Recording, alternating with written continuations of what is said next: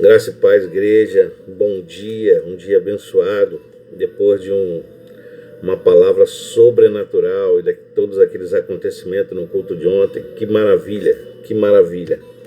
Glória a Deus pela vida da família da minha amiga irmã Fátima Sá e do Raimundo Sá. Foi ótimo poder vê-los novamente. E aquelas crianças, seus pais, que Deus possa estar protegendo e abençoando sempre, sobrenatural. Não tem outra palavra para definir o culto de ontem, a não ser sobrenatural. Glória a Deus. Vamos aqui entrar então com a meditação, a leitura do primeiro capítulo de Colossenses. Fazer aqui uma breve introdução. A carta de Colossenses foi escrita por Paulo à igreja de Colossos, sobre um pedido de Epáfras, que provavelmente tenha sido o fundador da igreja em Colossos, depois de ter sido ministrado por Paulo. E na ocasião o que acontecia eram as falsas doutrinas, um sincretismo religioso. Ou seja, para todo cristão, toda igreja que está caminhando, lá naquela época as igrejas eram nas casas e o que acontecia é que eles tentavam introduzir o sincretismo, uma mistura de pensamentos e religiões que estava acontecendo ali, estava desviando alguns do propósito de Cristo. O paganismo, o ocultismo, o legalismo judaico e o cristianismo estavam se misturando de tal forma que alguns estavam dizendo que Jesus era semidivino, não chegava a ser nem Deus e nem homem. Portanto, dizia-se que faltava autoridade e capacidade para atender às necessidades dos colossenses. E isso é o que o sincretismo religioso estava tentando colocar na igreja que estava começando a engatinhar. Por isso precisamos tomar muito cuidado com os nossos novos convertidos, procurar ensinar, ministrar a palavra, perdão, para que eles possam começar no leitinho e tomando aquele colostro e se fortalecer na fé. E era isso que Paulo estava fazendo. Há 4 propósitos na carta de Paulo aos Colossenses. O primeiro propósito é expor para que eles pudessem trazer à luz e rejeitar as heresias. Segundo, era ensinar a verdade. Perdão, irmão. Terceiro, expressar interesse pessoal pelos crentes, ou seja, o interesse pessoal de Paulo à igreja de Colossos. E quarto, inspirá-los a promover o amor mútuo. E o que a gente tira de aplicação pessoal é que nem a igreja, nem o indivíduo crente pode se dar ao luxo de comprometer a divindade de Deus em sua soberania. Em sua soberania está a suficiência. Ele será Senhor de tudo, ou então não será Senhor. E começando aqui o capítulo 1, o prefácio, a saudação, nos versículos 1 e 2, e ações de graça do versículo 3 e até o versículo 8, que Paulo agradece, sempre começando com gratidão, começando com graça e paz, aqui no versículo 2, saudando a igreja. E aí ele já começa a sua carta com gratidão. Devemos começar todas as coisas com gratidão. Paulo, em todas as cartas, ele inicia tudo sempre com muita gratidão. E Paulo, do versículo 9 ao versículo 12, Paulo demonstra a sua cobertura espiritual pela igreja, que diz assim: por esta razão também nós, desde o dia em que ouvimos, não cessamos de orar por vós e de pedir que transbordeis de pleno conhecimento da sua vontade, toda sabedoria e entendimento espiritual, a fim de viver de modo digno. No versículo 11, sendo fortalecido com todo o poder. O que Paulo demonstra aqui é a sua cobertura sobre a igreja, sobre o fruto daquele trabalho que ele vinha desenvolvendo. Paulo provavelmente escreveu essa carta de dentro de uma prisão. E Paulo demonstra a sua cobertura espiritual. O que é a cobertura espiritual de Paulo? Paulo está entrando em oração, está entrando em gratidão. Tudo faz parte de cobrir as coisas espiritualmente. Você precisa fazer isso por sua família, pela sua igreja, pelo seu pastor, pelos seus irmãos. Está cobrindo, precisamos cobrir uns aos outros. E Paulo demonstra isso em atitude, em prática. Do versículo 13 em diante, até o versículo mais ou menos até o versículo 23, Paulo vai falar da supremacia de Cristo. E isso ele vai ensinar que Cristo é suficiente. No versículo 14 diz assim: este é a imagem de Deus invisível, que Cristo é o primogênito da criação.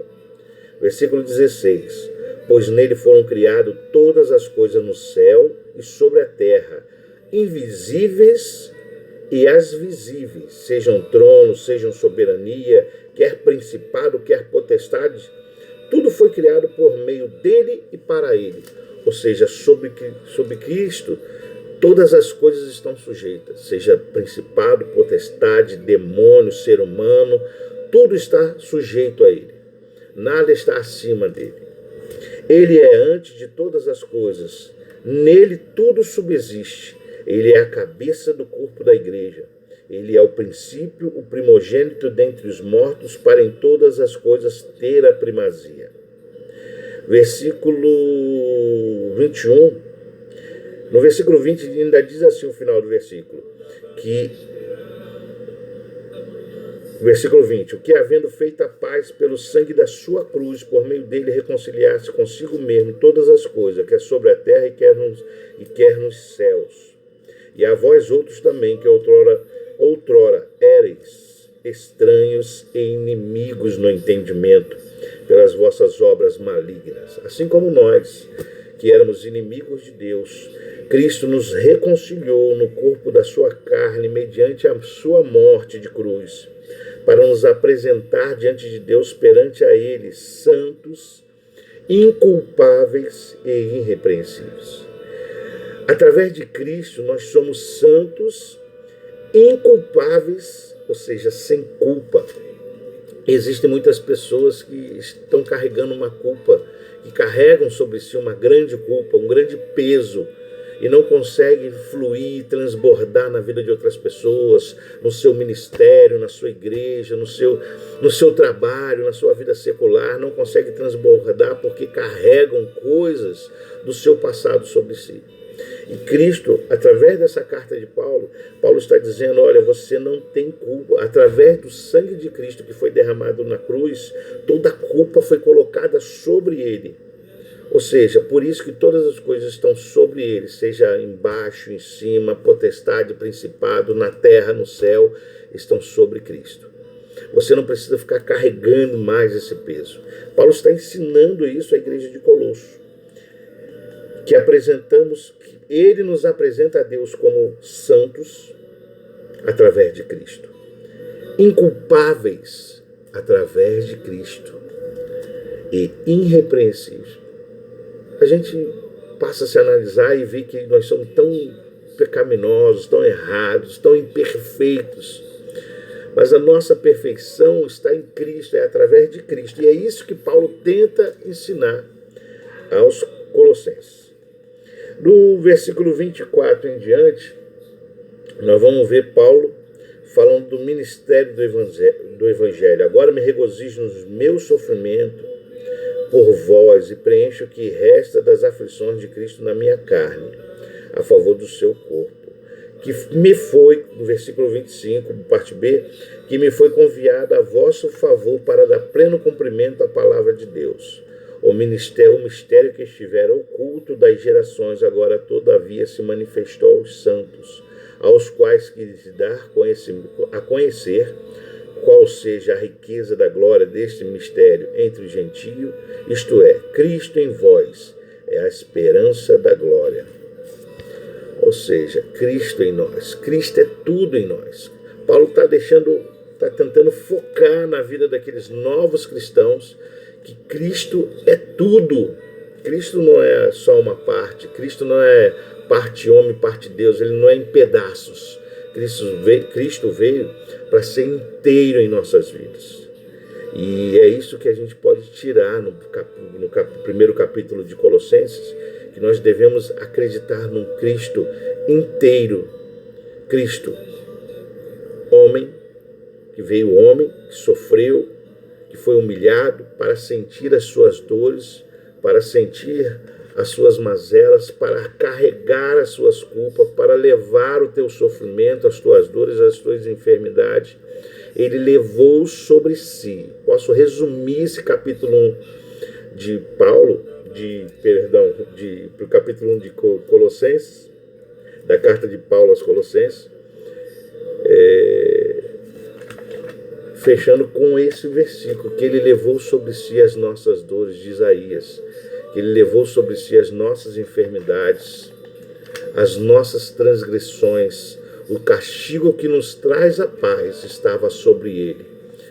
E que você possa entender isso, que Cristo é inteiro, ele não é pedaços, como o sincretismo religioso tentava introduzir na igreja. Cristo, ele veio para curar você por inteiro, em todas as coisas. Deixa que Cristo seja perfeito. Qual de nós anunciamos, advertindo todos os homens, ensinando a todo homem em toda a sabedoria, a fim de que apresentemos todo homem perfeitos em Cristo. Nós em nós mesmos somos imperfeitos, imaturos, cheio de nhenhenhé, cheio de mimimi. Mas em Cristo nós somos perfeitos, santos, irrepreensíveis, inculpáveis. Não precisa de mais nada, somente de Cristo. Cresça com Ele, se fortaleça com Ele, se encha da palavra. Deixe Deus ministrar no teu coração. Um beijo no coração, descansa no Senhor, que Ele possa guardar a sua alma hoje, amanhã e sempre. Fiquem com Deus.